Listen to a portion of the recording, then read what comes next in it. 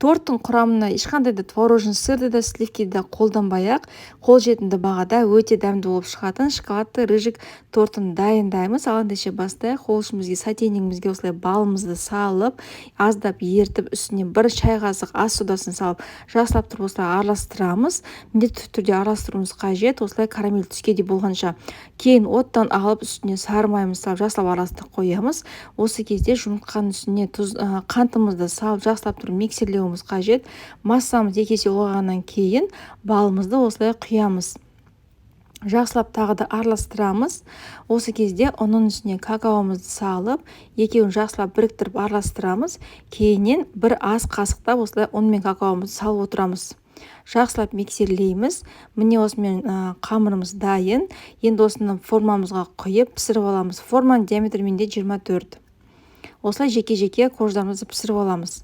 Ал енді кремге бізге қаймақтың үстіне міндетті түрде ванилин салғандарыңыз жөн. Өте дәмді болып шығады крем.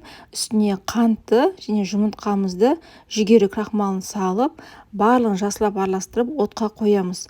Отта біз массамыз, креміміз қоюланғанша ұстауымыз қажет. Міндетті түрде араластырып тұру керек. Әйтпесе асты күйіп кетуі мүмкін. Міне осымен оттан алып, бетін пищепленкамен жауып қоямыз.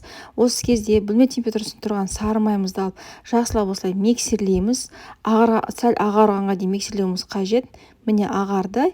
Енді осының үстіне заварной кремімізді, яғни қайнатпалы кремімізді осылай 1 ас қасықтау сала отырып, кремімізді араластырамыз.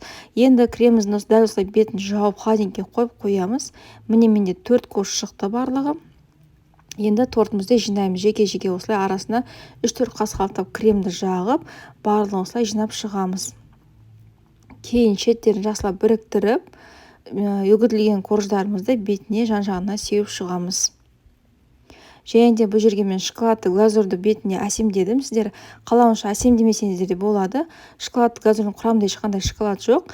Рецепті менің лентамда бар. Өте дәмді болып шығады. Міндетті түрде дайындап көріңіздер. Сіздерге ұнайтынына сенімдімін. Астарыңыз дәмді болсын.